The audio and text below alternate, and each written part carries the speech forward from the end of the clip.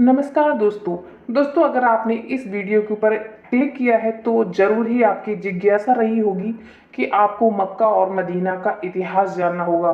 क्या आप भी जानना चाहते हैं कि आखिर मक्का मदीना मुस्लिम धर्म का क्या जन्म शूर्पणखा से हुआ था या फिर मुस्लिम धर्म की क्या विशेषता है। दोस्तों, चाहे आप हिंदू हो या मुसलमान, इस वीडियो के अंत तक आप बने रहें और अपने मन में किसी प्रकार की निगेटिव भावना को लाने से पहले वीडियो को शुरू से अंत तक जरूर देखना। दोस्तों, सबसे पहले सवाल आता है कि इस्लाम धर्म क्या है और उसका अस्तित्व तो कहाँ से आया।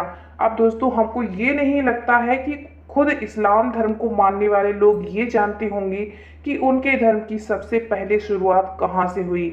दोस्तों, अगर हम इतिहास के पन्नों को खोलकर देखेंगे तो ऐसे बहुत से सबूत मिलते हैं जो इस्लाम धर्म के बारे में काफ़ी कुछ बताते हैं। तभी तो जानकारों का कहना है कि इस्लाम धर्म का सीधा संबंध रामायण से है।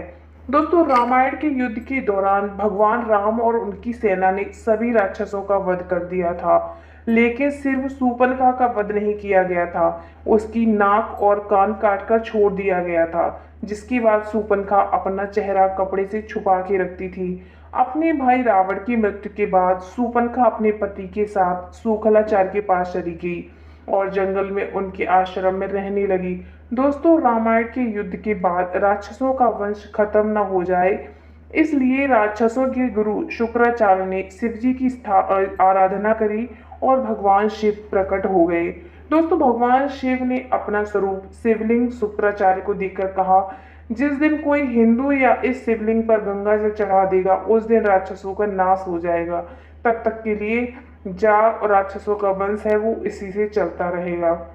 दोस्तों, भगवान के दिए हुए शिवलिंग को शुक्राचार्य बिल्कुल सुरक्षित जगह पे रखना चाहते थे ताकि कोई भी हिंदू उस तक पहुंच न जाए। इसलिए शुक्राचार्य ने शिवलिंग को हिंदुओं से दूर रेगिस्तान स्थान में स्थापित कर दिया।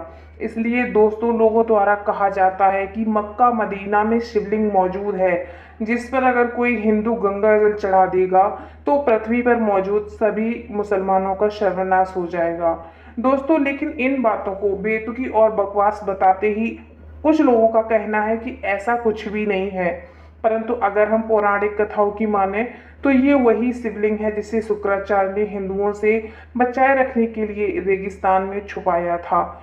दोस्तों, और इसी कारण से किसी भी हिंदू का मक्का या मदीना के अंदर प्रवेश वर्जित है। दोस्तों, सिर्फ हिंदू ही नहीं, किसी गैर मुसलमान का भी मक्का या मदीना के अंदर प्रवेश करना वर्जित है। दोस्तों, क्योंकि कहते हैं कि अगर कोई हिंदू या फिर किसी गैर मुसलमान ने अंदर मौजूद शिवलिंग पर गंगा जल डाल दिया तो शूर्पणखा के वंशजों की अंतिम घड़ी भी आ जाएगी। दोस्तों, अब कई लोगों को ये बातें काफ़ी ज़्यादा बकवास लग रही होंगी, और अगर हम कई कड़ियों को जोड़कर देखें तो उस समय शूर्पणखा अपना चेहरा ढक के रख दी थी। वो परंपरा आज भी उसके वंशज निभा रहे हैं।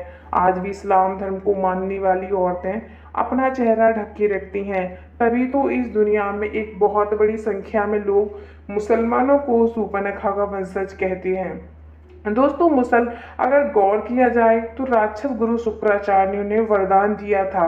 इसी कारण मुसलमान खास तौर पर शुक्रवार के दिन को कुछ ज़्यादा ही महत्व देते हैं।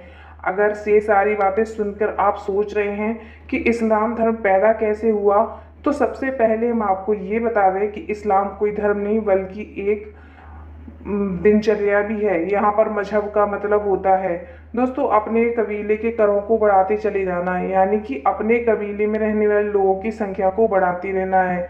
ये चीज़ इस्लाम धर्म को मानने वाले लोग बहुत ही खूबी से मानते हैं।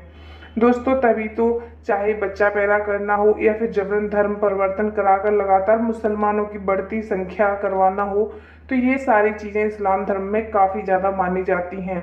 और इस्लाम धर्म के लोगों को जलाने की वजह दफनाया क्यों जाता है, तो ये बात आप सभी जानते होंगे कि इस्लाम धर्म की स्थापना करने वाले मोहम्मद अरब के रहने वाले थे और अरब के देशों में सिर्फ और सिर्फ रेगिस्तान पाए जाते हैं। अरब में जंगल तो छोड़िए, पेड़ पौधे और हरियाली दूर दूर तक दिखाई नहीं देती। इक्का दुक्का ही पेड़ पौधे रेगिस्तानी इलाकों में नजर आते हैं। यही कारण है कि वहाँ पर जब लोग मरते हैं तो उन्हें जलाने की बजाय ज़मीन में दफना दिया जाता है, क्योंकि जलाने के लिए लकड़ियाँ नहीं होती हैं। तो इस परंपरा को मुसलमान काफ़ी सालों से निभाते चले आ रहे हैं। दोस्तों अब उन्होंने इस चीज़ को अपना परंपरा बना लिया है। इतना ही नहीं दोस्तों, रेगिस्तान इलाकों में हरियाली तो होती नहीं है, इसी वजह से वहाँ पर हरा रंग देखकर इंसान चला जाता है, जो कि सूचक का काम करता है। इसलिए हरे रंग को इस्लाम धर्म में इतनी ज़्यादा मान्यता दी गई है। अगर सवाल करें कि मुसलमान सर पे टोपी क्यों पहनते हैं, तो दोस्तों अरब के देशों में पड़ने वाली भयानक गर्मी के बारे में तो आपको पता ही होगा, जिसकी वजह से वहाँ के लोगों को तेज धूप में रेगिस्तान का सफर करना पड़ता है। तो यही कारण है कि वहाँ के लोग अपने सिर को ढकने के लिए टोपी पहनते हैं, ताकि लगातार पड़ती हुई धूप की गर्मी से वो बीमार न पड़े। तो ये प्रथा आज भी चली आ रही है।